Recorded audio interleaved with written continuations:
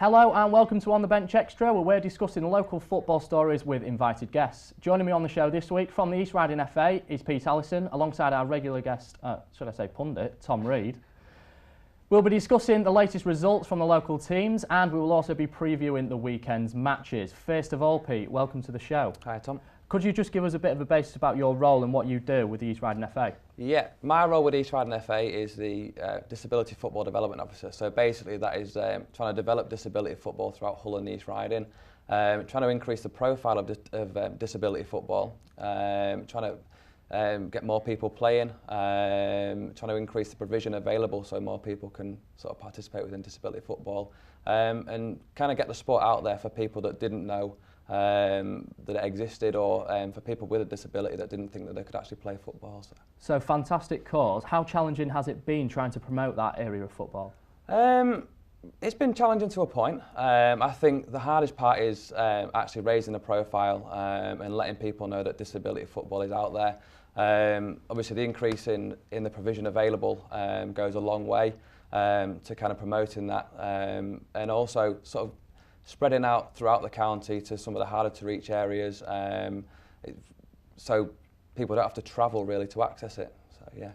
How do you increase participation? The increase in participation is through gathering networks, obviously going out, meeting disability organisations, getting into schools, colleges, universities, through various other forms, local authorities, things like that. Just trying to spread the word. Obviously working with local clubs to set up disability sessions as well. Yeah, it all goes to kind of increase and develop it. How can people get involved with disability football? What ways can they get involved with it? People can get sort of involved in many ways really. Obviously those participants with a disability can simply turn up and kind of play any one of the sessions that we've got running. People can get involved through coaching, refereeing, and sort of things like that. We've got various sessions throughout the county, so people are never too far away from one now, and it is literally just turn up, play, get entered through into competitions. We've got various leagues running throughout the county, so there is numerous avenues in which people can get involved. How much do people enjoy it who get involved? They absolutely love it. I mean, I think from the players to the coaches to parents on the sidelines, it's such a fantastic sport to watch, a real good sort of feeling once you've actually coached it. Just the smiles on the faces kind of bring it all and make it all real, so yeah, it's fantastic. Thank you very much, Pete. Turning our attention to the latest set of results. First of all, Hull City went down 1-0 against Burnley at Turf Moor to an Ashley Barnes second half header. Steve Bruce's side have now gone 3 games without scoring, which is a major worry. Gary McSheffrey scored a brace as Scunthorpe United won 2-0 away at Forest Green Rovers in the first round of the FA Cup. They'll now face Worcester City at home in the next round. And a solitary goal from centre-half Sean Pearson was enough for Grimsby to beat Halifax 1-0 and close the gap on Barnet at the top to 6 points. Finally, North Ferriby crashed out at the East Riding Senior Cup as they lost 2-0 to Reckitt, with 13 players making their debut. Wow, it's a massive amount. So just looking back at the results, first of all, the Burnley game against Hull. Pete, we'll come to you first. What did you make to the game itself? A disappointing result for Hull. Yeah, I mean, Burnley were obviously on a real bad run of form, looking for wins really. I think it was just unfortunate that obviously the first win did come against Hull City. A close game obviously with the 1-0 scoreline, so could have gone either way. But I think there was always going to win one game. Like I say, just unfortunate that it happened to be against Hull, to be honest. Reedy, how's your week been? My week's been all right, yeah. Good. What about Grimsby's week? 1-0 win against Halifax. Oh, massive result. Fans were buzzing before that game. I think it felt like a must-win. I think it was. If the aim's promotion or playoffs, it was a must-win game, and they got the 3 points. That's all they had to do. The performance could have been below average, but the 3 points, they got them. And Barnet lost as well. I think results went their way. Gateshead drawing, Barnet losing. So I think it was a good week for Grimsby, really. And Scunny's win over Forest Green. We said on the show a couple of weeks about how tough that tie would be, but they made it look easy. A 2-0 result away from home. That's credit to Robbins. That he's obviously turned that team around in a way. They've got the confidence back, I think, and yeah. Although it's not the league, which would have been ideal, but it's a cup run starting maybe, and yeah, the next round they're in the pot. And last of all, North Ferriby lost in a cup game against Reckitt. It's a lot of players making a debut. How much of an effect do you think that has on the team? Obviously, quite a big one. I mean, a lot of the players within there, I don't think were first-team players. So for me, I think it's about sort of giving the younger players the experience. Obviously, the East Riding Senior Cup is a big cup competition throughout the county. North Ferriby have got a really, really good record in that in sort of previous years. I think probably one of the aims there is to kind of give them younger players a chance to develop, and obviously they're the future of the first team, or looking to be the future of the first team. So for me, it's all about experience. And what do you think, Reid? Yeah, you know, 13 players making a debut. That's obviously the first team and then 2 substitutes. So there was no experience in there really of first team football. So you can't argue with the result. And like Pete said, it's experience them lads have got. That's going to be priceless for the future of the club. It obviously has a big effect if you put in youngsters in cup games. It's going to have a big impact on results. You've got to, over 90 minutes you've got to win. It's not a season long, so within 90 minutes you've got to be a better team. Do you think they've done it to rest players for the league? Do you think that was the thinking behind it? I mean, obviously they want to do well in the league after last season, coming so close to getting that promotion up into the conference. So it's a possibility, yeah, that they sort of could have been resting players. Big game on Saturday. I think they want the league, don't they? I mean, that's obviously their aim is to kind of get as high as they can, obviously to develop as a club. So yeah, I think that could have been in their thoughts. Yeah, looking forward to Saturday's game. Great. So we discussed it earlier on in the show, mentioned it. Scunthorpe's draw in the FA Cup second round. They've drawn Worcester City. First of all, Reid, we'll come to you about that. Yeah. How do you think that was? I personally, I think it was quite kind on Scunthorpe getting that draw, but they had a big result in the last round, beating Coventry. Well, yeah, you look at Worcester City and you think, Worcester City, you know, good result. Worcester sauce. It's what they've done to Coventry that we'd have to look at, and we'd have to watch that game, I think, and analyse that game and how they've beat them. So I don't think Matt Roberts will take that for granted. It's a home tie, which is always nice. So I imagine it'll be tough, but I expect Scunthorpe to win that. I do. Expecting a win as well, Pete? You'd like to think so, yeah, definitely. I mean, it's the FA Cup. Anything can kind of happen. Obviously, potential banana skins as with Worcester, beating Coventry in the last round, but I'd expect Scunthorpe to qualify through that one, yeah. You'd expect it. Magic of the Cup, though, you never know. Anything can happen with that, can't it? So now moving on to the fact that both Aston Villa and Tottenham have been fined for not being able to control the players. There was a bit of an eruption in the game where Benteke slapped or did whatever to another player. So let's discuss that, chaps. Pete, first of all, what do you make to the clubs being given the fine rather than the players involved? I mean, obviously the club have got some kind of a responsibility to sort of promote the respect kind of programme that the FA have. Obviously, the players are role models, so the clubs need to be pushing that. Young players are kind of looking on and sort of seeing that kind of behaviour. So I think with regards to the clubs, they really need to be pushing the players' behaviour on the pitch is sort of seen by millions now, so it obviously needs to be spot on. Is that the sort of respect policy that you implement into the disability football, that you try and embed that? Yeah, I mean, at the end of the day, people want to enjoy the game. Respect, obviously, to referees, to the players, to parents, to coaches, that's embedded right the way through grassroots football. And obviously, football now it's on every channel near enough on television, so people can see it wherever they are, on your mobile phones. So their behaviour is seen and shown all around the world, so it needs to be sort of to a really high standard because it has knock-on effects. Should the fines and things be capped for these sorts of behaviour, Reid? On that? Well, that's a good point, because that £20,000 fine to Tottenham is probably nothing, let's be honest. But to lower clubs in lower leagues, that's probably half a season's budget or a season's budget to some.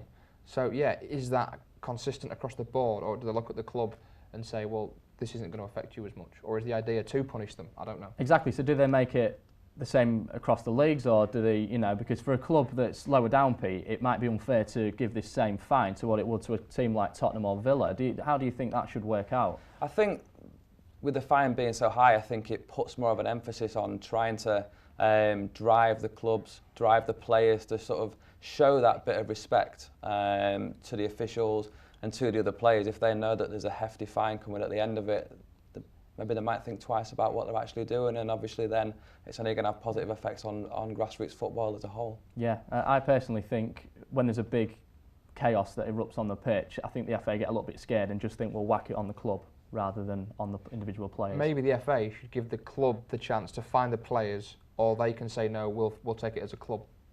Yeah, possibly. We'll see how the FA reacts in the future. Statman Greg has been at it again, so here is this week's Tom v Tom challenge.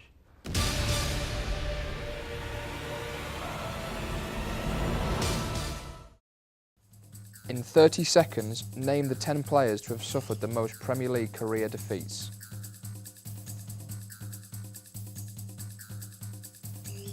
Career defeats. David James.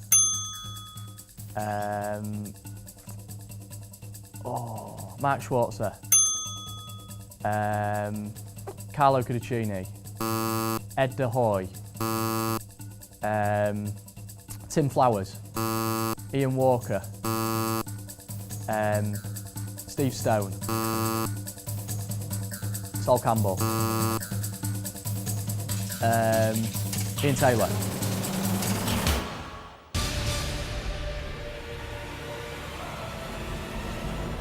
Fantastic, Greg. Another tricky challenge for me and Tom to get our teeth into.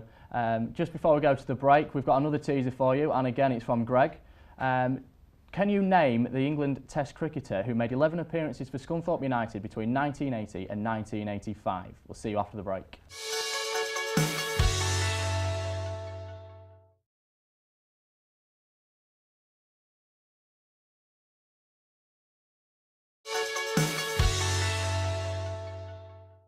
Welcome back to Extra. Hopefully that teaser didn't leave you stumped. The answer, of course, was Syrian Botham. Well done if you got that one at home. Pete, did you manage to get it? Sure did. He did, because he managed to read the script beforehand. So coming up, we'll be having a bit more chat with Pete, and we'll also be discussing the games from this weekend. But first of all, this is the second instalment of mine and Reid's challenge.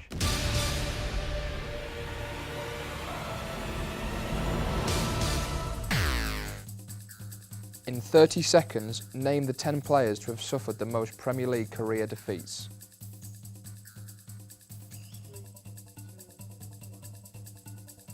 Career defeats.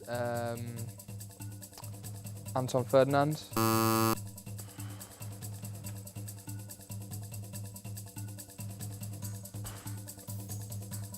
Jamie Carragher. That's tough. Career defeats. Kieran Dyer.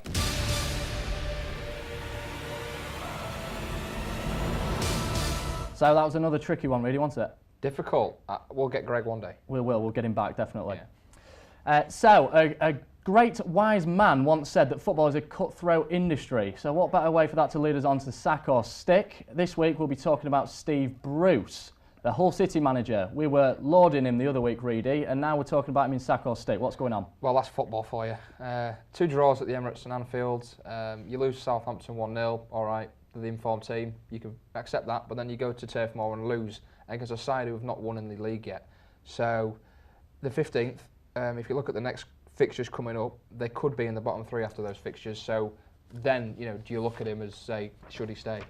Should he stay? What do you think then, Pete? Should he stay or should he go? I think you've got to look at his overall record. If you look at where Hull were when he first came in and to where they are now, final appearance in the FA Cup, into Europe. It's a huge achievement for Hull City, and it's been a massive buzz for the city as a whole as well. Obviously, seeing European teams come across, it's fantastic. Definitely. It's a shame they couldn't go further in the Europa League, but obviously he has done wonders there, really, hasn't he? His win percentage at Hull is 40%. His biggest win percentage as a manager came at Crystal Palace, which was 61.11%. So 40% win rate. Is that good enough? Probably not for the team he's got, but he's not had it that long. He could be doing with being more like 61%, like his Palace days. He's 2 points from safety at the minute as well, Pete. How much of a danger do you think it is that Hull drop into the relegation zone? I mean, it's always going to be a danger, but then you've got to look at it's such a tight league this year. 1 or 2 wins and it could be up 10th, 9th, 10th place. So it can go either way, to be honest. It is that tight. And they're not scoring goals, Reedy. Why is Hernandez not banging the goals? That's probably more concerning, I think. Managers are happy as long as they're creating chances. They think the win will come, but when they're not scoring goals, then you've really got to look at it. So yeah, Steve Bruce, you've got to question him for that, and look at his strikers as well. He's accused some of the squad being big-time Charlies. Do Do you think that's the right thing for him to come out in the media and say those sort of things? I mean, you could look at it as a little bit of reverse psychology in the fact of they need that boost. They need something to kind of make them think, we're at Hull City, we're in the Premier League, we need that extra push because we're here for a reason and we're here to stay. Are you a big time Charlie, Reedy? Well, not for Hull City, no. The Grimsby and Cleethorpes scene, Tom Reid, big time Charlie. Maybe under 11s one day. So it's not the nicest thing for him to say, but like you say, it might be reverse psychology. Hull's top scorer is Mohamed Diame, the guy who I famously slated a couple of weeks ago. He's top scorer with 4 goals from centre midfield. I think that speaks volumes, really. Well, I think the striker should have a word with Mohamed and say, how do you score these goals? Because they need to do the same. He's got a foot like a traction engine when he hits them as well, hasn't he? Yeah. He really does belt them. Upcoming fixtures, we've got Tottenham, United, Everton, West Brom, Chelsea. Not for the faint-hearted, Pete, those games. No, they're not, but then you've got to look at when they went to the Emirates and to Anfield, and nobody expected them to come away from there with any points, and obviously they got 2 draws. They was unlucky to even get the draw against Arsenal. They should have won that game, really, but anything's possible. Anything is possible. They're going to need to take a few points, aren't they, Reedy? Have a few upsets? Yeah, well, look, they're going to face these teams at some point in the league, so I don't know why everyone sees those fixtures and gets a bit of squeaky bum time over it, because you're going to play Tottenham, you're going to play United, you're going to play Chelsea, all at some point, so why not do them all at the same time? And all the teams in the Premier League, anyone can beat anyone, as we've proved. Obviously, the top teams tend to be the ones that go on and win the majority of games because they've got all the money as well. Eventually, that class does show through, that quality, and the money talks, but on occasion, the smaller teams, so-called, can beat a big team. Yeah, fantastic. Let's take a look at the back of some of the papers today then. In the Hull Daily Mail, we've got a story on City Quartet to open talks. So we've got Stephen Quinn, Paul McShane, Alex Bruce, shock, and Liam Rossignol have been offered new deals. That's nice of him, offering his lad a new deal, isn't it? Are those the big-time Charlies, are they? They're not the big-time Charlies. We were talking about this earlier, Pete. We said these are more squad players than regulars, aren't they? So why do you think he's giving them new deals? I mean, they've been solid for Hull City over sort of the past few seasons, and even when they're called upon, sort of more recently, they've been doing a job. Bruce, for example, when he's been in the side, he's been solid. So I think it's right to reward them. Long-term service, things like that. Yeah, it might make the other new players think about their role in the team. Definitely. Yeah. Do you think it's right to give them new deals? Really? Yeah, why not? Like Pete said, if they've been there many years, many seasons. All right, they might not play week in, week out, but when they do play, they're solid. You can rely on them. So I think that's what he's rewarding them for, that I can count on you to come off the bench and score for me or shore up defence. I think that's what he's rewarding them for. I think Rossignol's looked good, and I think Bruce has been solid when he's been called upon as well, like we said earlier. Yeah. Moving on to the Grimsby Telegraph now. Hearst hails a super victory, and it certainly was a super victory, really, wasn't it? It was, yeah, we mentioned earlier, it's fun. If you want to win one game of the month, it would have been that game. Halifax, playoff rivals. I think if Halifax had beaten Town on Tuesday night, they'd gone above them, so it's vital they got that win. Definitely. Yeah, and we said results went Town's way. Barnet lost, Gateshead drew, so Town have solidified second, sort of, hopefully. I think it's theirs to lose now. It is theirs to definitely. lose. Yeah, and if you can catch up with Barnet, hopefully we can get top spot as well. Definitely. So fantastic. Thank you very much. And moving on to the last one, we've got the iSport. We're looking at Gary Cahill, who has said that they were too nice at the World Cup. Pete, what do you think to the comment he's made there, saying that they were too nice? I think they kind of underestimated the teams that they came up against. I mean, Costa Rica, for example. They were meant to be the whipping boys, weren't they? I don't think anybody expected them to do as well as they did. And I mean, Uruguay, everyone spoke about them before the World Cup as just being Suarez. But it turned out that there wasn't. They were a fantastic team overall. So I think you could maybe say that, but they're starting to come good now. This qualifying campaign's seen a massive improvement. I think they're getting to where they need to be, and I think hopefully we continue. Looks promising. England on form. Fantastic. Thank you, guys. So looking at the upcoming fixtures this weekend. First of all, after the international break, Hull City hosts Tottenham. The fixture last season ended 1-1. Both teams having a below-average season so far. Scunthorpe United travel to Crawley Town, hoping for all 3 points against a mid-table side, only 4 points better off. The previous meeting saw the Iron win 2-1. Altrincham are playing host to Grimsby Town this weekend. The Mariners hoping to continue recent form, although the reverse fixture ended 0-0. And finally, North Ferriby are back in league action and welcome AFC Fylde to Church Road as they pray for victory. Some great jokes on this week's show. So, first of all, Hull v Tottenham. Reedy, what are the chances of Hull? We had a talk about their upcoming fixtures earlier. Well, they draw at Anfield, draw at Emirates, lose to Burnley, so why can't they beat Tottenham? Do you think they can beat Tottenham? I think they can, yeah. I mean, Tottenham aren't on the best of runs as it is. So I think, yeah, it's definitely theirs for the taking. Scunthorpe away at Crawley, another winnable game, Reid. Yeah, Crawley have been, in recent seasons they've propelled through the leagues, and at the moment they're only a mid-table side, say not too far away from Scunthorpe. So, yeah, I think Scunthorpe can go there and win. It's possible. Yeah, I hope so, to move away from the relegation zone. Grimsby Town away at Altrincham. Surely should be winning that. Yeah, it's away time. I'd like to. I think Town are on a good run at the moment. Certainly pushing for that promotion. Yeah, I'd like to see them win that one, definitely. Should be a solid win there. And lastly, North Ferriby at home to AFC Fylde. I can't remember the reverse fixture in that game, but they played them earlier on this season. It wasn't that long ago, actually. It wasn't that long ago. Again, North Ferriby, I think their aspirations are to climb up the league. So again, it's a fixture that they'll want to win, but it will be tough. That division, I'm sure, is tougher than probably the conference to get out of. It's a close division, definitely. Close division. We saw that last year where North Ferriby was so close to going up and they just failed towards the end, didn't they? I think they were 1 or 2 goals away from automatic promotion or something daft like that. It's so close. And they went out in the playoffs, obviously, which is extremely disappointing. So can North Ferriby win that game, do we think, Reid? I'll say yes, 2-1. 2-1. Pete, your prediction for that game? I think being at home, definitely. I'd go 3-0 Ferriby. 3-0 Ferriby. Hoping for a 3-0 win, and obviously they can then solidify their promotion push a little bit more. Be nice to see North Ferriby in the conference as well. It's a local side, so it's great to see, and obviously we'll get the Grimsby North Ferriby games as well. It'd be great. Grimsby North Ferriby don't get promoted. Yeah, of course, and then Lincoln as well. Be Lincoln as well. A few derbies. Thanks very much, guys. So our researcher Greg got us to do another little challenge today. He asked us to predict the Premier League and FA Cup winners.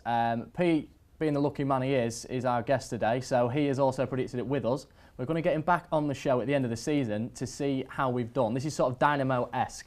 We're going to see how good our magician skills are, as we say. So Greg is going to come collect them from us, and we're going to pop them in our envelope.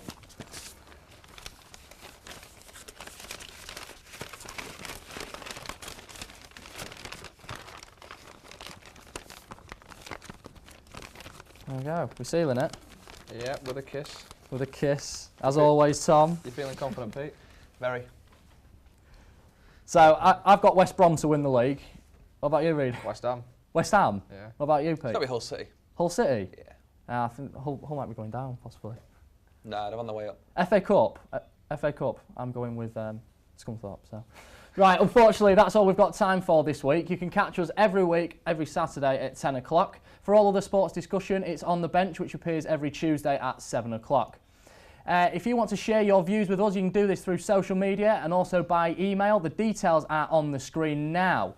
Thank you very much to Pete for coming on to the show, and as always, Mr. Reid. For this week, it is goodbye.